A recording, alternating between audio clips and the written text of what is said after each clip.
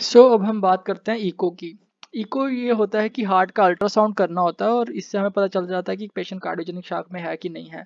तो हम जैसे ही अल्ट्रासाउंड करते हैं हार्ट का, तो उससे हमें वेंट्रिकल का फंक्शन पता चल जाता है कि वेंट्रिकल ठीक से काम कर रहे हैं कि नहीं कर रहे हैं। हमें राइट वेंट्रिकल का, लेफ्ट वेंट्रिकल का या दोनों वेंट्रिकल का अच्छे से पता चल जाता है।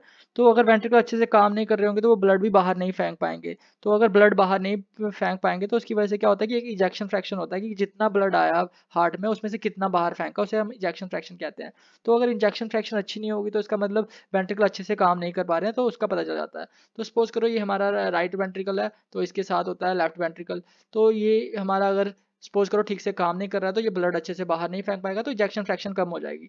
तो नॉर्मल इजेक्शन फ्रैक्शन होती है हमारी 55 से 65% के बीच। तो अगर ये कम हो जाएगी तो उससे भी पता चल जाएगा कि पेशेंट कार्डियोजेनिक शॉक में है। तो ये तो हो गया वेंट्रिकल की बात। इसके बाद हमें देखते हैं कि किस वजह से पेशेंट को कार्डियोजेनिक शॉक हुआ है, वो भी हमें इको करने में पता चल जाता है। तो इको जब हम करते हैं उससे हमें इसका भी पता चल जाता है कि हमारा कितना, मतलब अगर किसी को हार्ट अटैक हुआ है तो कितना परसेंट इसका जो है टिश्यू डेड हो गया हार्ट का। तो वो भी हमें आइडिया लग जाता है जब हम इको करते हैं।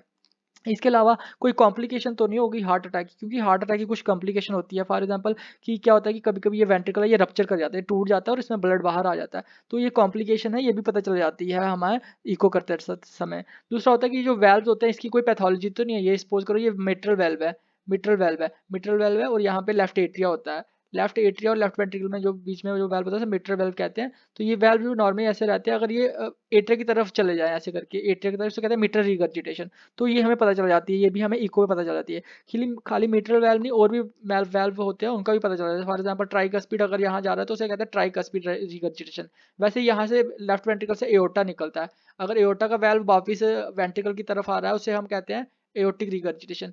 तो ये तो होगा रिगर्जिटेशन भी पता चल जाती है वेल्व की। इसके बाद स्टेनोसिस पता है। स्टेनोसिस क्या होता है कि ये जो सुराख होता है, सपोज करो ये मिट्रल वेल्व है, मिट्रल वेल्व और लेफ्ट एट्रिया से जो ब्लड आता है वो लेफ्ट वेंट्रिकल में जाता है ओपनिंग की वजह से।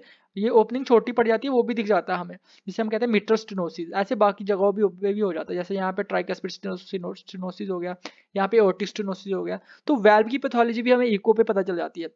दूसरा है कि एक कॉम्प्लिकेशन होती है जिसे कहते हैं कार्डिक टैम्पर। उसमें क्या होता है कि मैंने पहले भी लेक्चर में बताया कि जो फ्लूइड हो जाता है वो आगे पीछे हार्ट के कलेक्ट हो जाता है, और जिसकी वजह से हार्ट जो होता है वो कंप्रेस हो जाता है, ये पानी पानी जमा हो जाता है हार्ट के पीछे। तो ये भी हमें इको जब करते हैं तो हमें ये दिख जाता है, ये पानी पानी अगर हार्ट के आगे पीछे हो तो उसकी वजह से हार्ट कंप्रेस हो रहा है, तो उसे कार्डिक टैम्पोनेट कहते हैं। तो ये वो भी हमें इको पे दिख जाता है। इसके अलावा क्या होता है पल्मोनरी एम्बोलिज्म। पल्मोनरी एम्बोलिज्म क्या होता है कि ये जो कहीं से भी सपोज करो थ्रोम्बस या आया, तो वो जब यहाँ पे हमारा जो वेंट्रिकल से जो पल्मोनरी आर्टरी निकलती है, ये बड़ी सी आर्टरी जो होती है, मैं दूसरे कलर से ड्रा करता हूँ।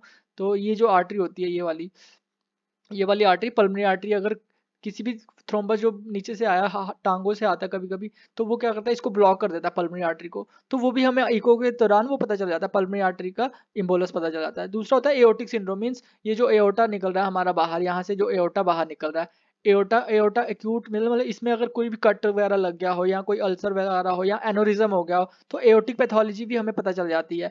Aortic pathology, acute aortic syndrome जिसे कहते हैं, तो ये भी हमें इको के दौरान पता चल जाता है कि कोई एओर्टा ठीक से काम कर रहा है कि नहीं कर रहा है। ठीक है, तो एओर्टिक पैथोलॉजी भी पता चल जाती है। इसके बाद क्या होता है कि पल्मोनरी आर्टरी का प्रेशर भी हमें पता चल जाता है इको के दौरान, पल्मोनरी आर्टरी में क्या प्रेशर चल रहा है। उसके बाद लेफ्ट एट्रिया का क्या प्रेशर है, यहाँ का क्या प्रेशर है, वो भी पता चल जाता है इको करने से। इको करने से एक चीज़ और होता है कि हमारा, जब हम इको करते हैं तो हम देखते हैं जो भी दवाइयाँ दी हैं हमने कार्डियोजेनिक शॉक के पेशेंट को, तो हम देखते हैं कि उस दवाइयों से उसको फर्क पड़ रहा है कि नहीं पड़ रहा है, उसका इजेक्शन फ्रैक्शन इंप्रूव हो रहा है कि नहीं हो रहा है, उसका जो वेंट्रिकल जो डेड हो गया था वो वापस काम करने लगा कि नहीं करने लगा। तो ये मॉनिटरिंग के काम आता है, जो कार्ड इको करते हैं मॉनिटरिंग में हेल्प करता है इको की ट्रीटमेंट ठीक से चल रहा है कि नहीं चल रहा है। दूसरा कि हम कुछ डिवाइसें लगाते हैं, वो हम देखते हैं कि डिवाइसें ठीक से काम कर रही है कि नहीं कर रही है, वो भी इको से पता चलती है। जिसे कहते हैं मैकेनिकल सर्कुलेटरी सपोर्ट डिवाइसेस। ये हम सपोर्ट डिवाइसेस लगाते हैं हार्ट में ताकि हार्ट पंप कर सके, तो उसका फंक्शन भी हमें इको में पता चल जाता है। दूसरा कि अगर कोई हार्ट की वजह से क्या होता है कि फेफड़ों में पानी जमा हो जाता है, तो इको के दौरान कभी कभी लंग की पैथोलॉजी, जो फेफड़ों की पैथोलॉजी भी दिख जाती है, अगर पानी वानी जमा हो या एयर जमा हो तो वो भी दिख जाती है। तो ये सारे इको के फायदे होते हैं। तो क्या क्या फायदे होते हैं इको से हमें एक तो वेंट्रिकल काम कर रहा है ठीक से नहीं कर रहा है उसके बारे में पता चल जाता है, इजेक्शन फ्रैक्शन के बारे में पता चल जाता है। दूसरा कि अगर किसी को हार्ट अटैक हुआ हो तो हार्ट अटैक कितना हुआ है वो पता चल जाता है। हार्ट अटैक की कोई कॉम्प्लिकेशन आ रही है जैसे रप्चर हो गया है तो वो पता चल जाता है। दूसरा वेल्व में कोई पैथोलॉजी है जैसे मिट्रल वेल्व है, रिगर्जिटेशन हो रहा है कि स्टेनोसिस हो रहा है वो पता चल जाता है। दूसरा कोई थ्रोम्बोस है वो ब्लॉक कर रहा है पल्मोनरी आर्टरी को, वो पता चल जाता है। तीसरा एओर्टिक में कोई पैथोलॉजी है, एओर्टा में कोई पैथोलॉजी है तो वो पता चल जाता है। और प्रेशर पता चल जाता है, पल्मोनरी आर्टरी का प्रेशर, लेफ्ट एट्रिया का प्रेशर, इसके अलावा वेंट्रिकुलर प्रेशर भी पता चल जाता है। इसके बाद हम जो ट्रीटमेंट दे रहे हैं उससे रिस्पॉन्ड कर रहा है नहीं कर रहा है, तो वो मॉनिटरिंग में भी हेल्प करता है इको। इसके अलावा कोई हमने डिवाइसेस लगाई हैं हार्ट में, वो ठीक से काम कर रही है नहीं कर रही है वो पता चल जाता है। दूसरा, अगर पानी या हवा जमा हो रही है फेफड़ों में, वो भी पता चल जाता है इको में। इसके अलावा हम क्या करते हैं, पल्मोनरी आर्टरी कैथेटराइजेशन। इसमें क्या होता है कि हम कैथेटर डालते हैं, हम सीधे इंटरजुलर वेन से पल्मोनरी आर्टरी में सीधे कैथेटर डाल देते हैं। कैथेटर डालने से क्या होता है कि पल्मोनरी आर्टरी का हमें प्रेशर पता चल जाता है। इसके अलावा हमें राइट वेंट्रिकल इन्वॉल्व है नहीं है उसका भी पता चल जाता है। इसके अलावा लेकिन इसका ज़्यादा कोई मोर्टेलिटी बेनिफिट नहीं है, ये देखा गया है, तो इसको करने से कोई मतलब कि इम्प्रूवमेंट कोई मोर्टेलिटी में होगा नहीं, तो ये भी एक ड्रॉबैक रहता है। तो ज़्यादातर आजकल ये पल्मोनरी आर्टरी कैथेटराइजेशन उतना करते नहीं है। इसके अलावा एक होता है कि हम सेंट्रल वेन कैथेटर डालते हैं जो सीधा राइट एट्रियम में जाता है, इससे राइट एट्रिया का प्रेशर पता चल जाता है, तो ये भी यूज़ करते हैं एडवांस्ड हीमोडायनामिक मॉनिटरिंग के लिए। तो इनका ज़्यादा इतना यूज़ नहीं है पल्मोनरी आर्टरी कैथेटराइजेशन का या एडवांस हीमोडायनामिक मॉनिटरिंग का।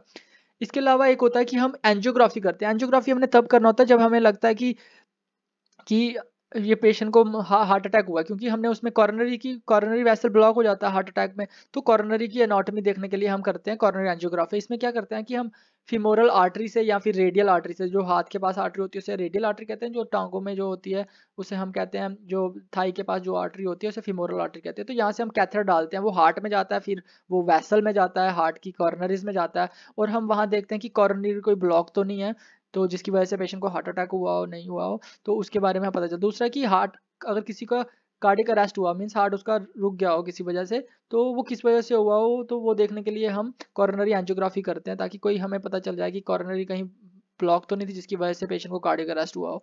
तो ये सारे फायदे होते हैं इन्वेस्टिगेशन करने के, तो जिससे हमें पता चल जाता है कि पेशेंट कार्डियोजेनिक शॉक में है कि नहीं है।